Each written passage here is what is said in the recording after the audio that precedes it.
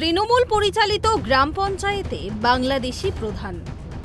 তদন্তের ভিত্তিতে দুইবার শুনানির পর চাঞ্চল্যকর রিপোর্ট মহকুমা শাসকের। ওবিসি শংসাপত্র বাতিল তৃণমূল প্রধানের। অভিযোগ ছিল বাংলাদেশের নাগরিক ভারতে বিয়ে করে সমস্ত নথি জালিয়াতি করে জাল ওবিসি শংসাপত্র বের করে পঞ্চায়েত নির্বাচনে কংগ্রেসের প্রতীকে প্রতিদ্বন্দ্বিতা করে জয়ী হওয়ার পর সুযোগ বুঝে তৃণমূলে যোগদান করে প্রধান হন। সেই সময় যে তৃণমূল প্রার্থী প্রতিদ্বন্দ্বিতা করেছিলেন তিনি সহ আরও 4 জন অভিযোগ দায়ের করেন। যে মামলা বিচারাধীন রয়েছে কলকাতা হাইকোর্টে বিচারপতি অমৃত সিনহার ডিভিশন বেঞ্চে। হাইকোর্টের নির্দেশে মহকুমা শাসকের কাছে দুইবার শুনানির পর ওবিসি শংসাপত্র বাতিলের নির্দেশ মহকুমা শাসকের, যে নির্দেশের পর এলাকা জুড়ে ব্যাপক শোরগোল। এবার প্রধান পদ বাতিল হতে চলেছে তৃণমূল প্রধানের। সাথে উঠছে একাধিক প্রশ্ন। যদি তিনি বাংলাদেশী নাগরিক হন তবে কিভাবে এদেশের নাগরিকত্ব পেলেন? কিভাবে তার আধার ভোটার হলো? এই নিয়ে বিস্ফোরক অভিযোগ করেছেন অভিযোগকারী তৃণমূল প্রার্থী। তার অভিযোগ এর পেছনে রয়েছে তৃণমূলের বড় মাথারাই। অন্যদিকে এই ঘটনা সামনে আসতেই কংগ্রেসের দিকে দায় চাপিয়েছে তৃণমূল। পাল্টা তৃণমূল এবং প্রশাসনের ভূমিকা নিয়ে ব্যাপক ক্ষোভ প্রকাশ করেছে বিরোধীরা। শুরু হয়েছে রাজনৈতিক তরজা। মালদা জেলার হরিশ্চন্দ্রপুর 1 নম্বর ব্লকের তৃণমূল পরিচালিত রশিদাবাদ গ্রাম পঞ্চায়েতের প্রধান লাভলি খাতুন, যিনি গত পঞ্চায়েত ভোটে কংগ্রেসের প্রতীকে প্রতিদ্বন্দ্বিতা করে জয়লাভ করেন, পরবর্তীতে তৃণমূলে যোগদান করে প্রধান হন। প্রধান পদটি ছিল ওবিসি মহিলা সংরক্ষিত। অন্যদিকে তার বিরুদ্ধে তৃণমূলের হয়ে প্রতিদ্বন্দ্বিতা করেছিলেন রাহেনা সুলতানা। কংগ্রেসের প্রতীকে জয়লাভ করার পর যখন তৃণমূলের প্রধান হন তিনি, তখন এই রাহেনা সুলতানা সহ আরও 4 জন প্রশাসনে অভিযোগ দায়ের করেন এবং হাইকোর্টে মামলা করেন। কোর্টের নির্দেশে চাঁচলের মহকুমা শাসক সৌভিক মুখার্জি দুইবার শুনানি করেন। সেই শুনানিতে উঠে আসে বিস্ফোরক অভিযোগ। যাদের সাক্ষী করে ওবিসি শংসাপত্র বের করেছিলেন লাভলি খাতুন, তারা নিজেরাও জানতেন না জাল করা হয়েছিল তাদের সই। বাবা হিসেবে যার নাম উল্লেখ করা হয়েছিল তিনিও ভুয়ো। এরপরেই শংসাপত্র বাতিলের নির্দেশ মহকুমা শাসকের। আর এই নির্দেশ সামনে আসার পর তৃণমূল প্রার্থী রাহেনা সুলতানার অভিযোগ তার জাল নথিপত্র বের করার জন্য তৃণমূলের অনেকেই যুক্ত। আরও এই ধরনের বাংলাদেশিরা জাল নথিপত্র ব্যবহার করে লুকিয়ে আছে হরিশ্চন্দ্রপুর এলাকায়। ওবিসি সার্টিফিকেট ও জাল করে প্রধান হয়েছে। থানা এসে এসডিও বিডিও সবার কাছে অভিযোগ করেছিলাম। হাইকোর্টেও করেছিলেন? হাইকোর্টে করেছিলাম।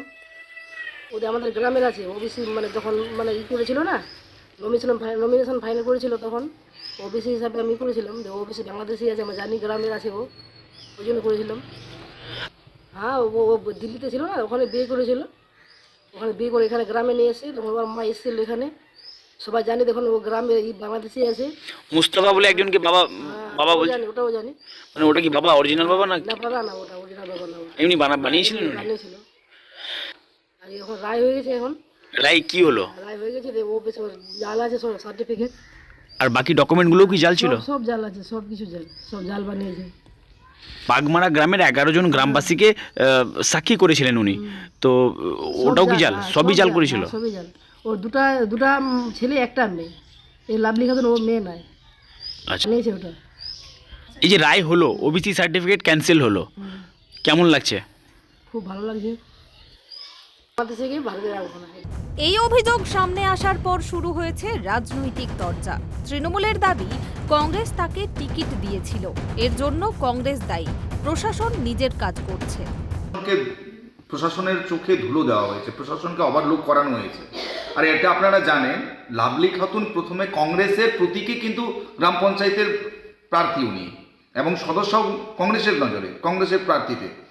কংগ্রেস পার্টি এখানে যে বড় বড় কথা বলছে, বড় কথা বলার কোনো ওদের জায়গা নেই। কংগ্রেস পার্টি ওকে প্রতীকটা দিয়েছিলেন। কংগ্রেস পার্টি ওকে জাল সার্টিফিকেট জোগাড় করার জন্য যা যা সহযোগিতা করার, ফেক কাগজ জোগাড় করার যা যা সহযোগিতা কংগ্রেস করেছে। কংগ্রেস সিপিএম করেছে। ওরা ওই যে জোট আছে কংগ্রেস সিপিএম এর অনৈতিক একটা জোট, সেই জোট করেছে। এখানে তৃণমূলের কিছু নেই। আমরা তৃণমূলরা অভিযোগও করেছিল ওই শালদহ গ্রাম পঞ্চায়েতে যখন নির্বাচন হয়, নমিনেশনের সময় তৃণমূলেই অভিযোগ করেছিল। অভিযোগ করার পরে যখন আমরা দেখতে পেলাম উনি জিতেছেন, জেতার পরে কোনো অ্যাকশন হয়নি, আমরা ভেবেছিলাম কাগজপত্র সব ঠিক আছে, ওকে আছে। আমরা জেতার পরে আমাদের দলে এসেছি, আমরা ওকে প্রদান করেছি। যদি আজকে প্রথমে প্রমাণ না হতো, যদি প্রথমে প্রমাণ হয়ে যেত যে না ওর কাগজ ফেক আছে, আর কিছু আছে, তাহলে আমরা তৃণমূলেই নিতাম না, আমরা দলের চেয়ারেই প্রধানেই বসাতাম না। এখন যদি প্রমাণ হয়ে যায় এসডিও সাহেব, আমাদের প্রশাসন যদি ওর সার্টিফিকেট ক্যান্সেল করে, আমাদের দলের নেতৃত্ব, জেলার নেতৃত্ব অবশ্যই এই বিষয়ে সিদ্ধান্ত গ্রহণ করবেন। যা আইন আছে আইনের পথে চলবে, কিন্তু ওকে ওবিসি ফেক সার্টিফিকেট প্রদান করে দেওয়ার টোটাল ষড়যন্ত্রটা কংগ্রেস সিপিএম এর। আপনারা তো স্বাগত জানিয়েছিলেন তৃণমূলে। হ্যাঁ, অবশ্যই। অন্যদিকে কংগ্রেসের অভিযোগ, তার পরিবার কংগ্রেস করত বলে সে টিকিট পেয়েছিল। ভুয়ো নথিপত্রের জন্য দায়ী তৃণমূলের প্রশাসন। তো শেষ পর্যন্ত বেইমানের ফল আসলো এবং বেইমানের কী শাস্তি পাওয়া উচিত সেটা পেল। আমরা দেখেছিলাম তার পরিবার ভারতীয় ছিল, তাকে সেই দেখে আমরা টিকিট দেওয়া হয়েছিল কংগ্রেস থেকে। পরবর্তীতে জেতার পর সে কংগ্রেসের সঙ্গে বেইমানি করে তৃণমূল দলে গিয়েছিল। তৃণমূল দলে যাওয়ার পর সে তৃণমূলের প্রধান হয়। কিন্তু পরবর্তীতে আমরা যা সব জনগণের কাছ থেকে আমরা জানতে পারি যে সে নাকি ভারতীয় নাগরিক নন। সেই হিসাবে সেই মর্মে তার কেস হয় এবং সে আজকে তার প্রমাণ হলো। শুনলাম তার ওবিসি সার্টিফিকেটটা ক্যান্সেল করা হলো, সে ভারতীয় নাগরিক নয়, এটা প্রমাণ হলো। এবং সেক্ষেত্রে এই সরকার কি করে এই এত বড় একটা জালিয়াতি, তাকে একটা বাইরের বাংলাদেশি মেয়েকে ভারতীয় নাগরিকত্ব দিল।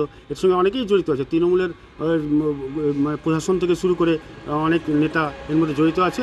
আমরা চাইব যে যারা যে এর সঙ্গে জড়িত আছে তাদের শাস্তি হোক এবং এনারও এমনভাবে কঠোর শাস্তি হোক যেন আর যেন এই দৃষ্টান্ত, এই যে বাইরে থেকে এসে কেউ যেন নাগরিকত্ব না পায় এবং আমাদের দেশ যেন শান্তিতে চলে, তার জন্য আমি আবেদন করব। ঘটনায় তৃণমূলকে তীব্র আক্রমণ করেছে বিজেপিও। কে দিচ্ছে? শাসক দলের নেতারা বাংলাদেশি নাগরিকদেরকে আশ্রয় দিয়ে এখানে ভারতের নাগরিকত্ব করছে। এখন প্রশাসনকে চাপ দিয়ে এগুলো করাচ্ছে শাসক দলের নেতারা। প্রশাসনকে চাপ দিয়ে ভোটার কার্ড, আধার কার্ড এগুলো তৈরি করিয়ে দিচ্ছে। নাহলে ওদের এটা কীভাবে তৈরি হয়? এটা সম্ভব না। আজকে যেটা ভোটার কার্ড তৈরি হচ্ছে, ভোটার কার্ডে BLO 2 এর কাছে যাবে, তারপরে ওখান থেকে কাগজ জমা হবে, তারপরে আপনার যে ব্লক অধিকারীর কাছে যাবে, ওখানে একটা হিয়ারিং হবে, তারপরে ভোটার কার্ডটা হয়। কিন্তু এটা ভোটার কার্ড কীভাবে পেয়ে গেল? উনি কবে জন্ম করেছেন পশ্চিমবাংলায়? কিভাবে জন্ম করেছেন? ওনার বাপের নাম কি?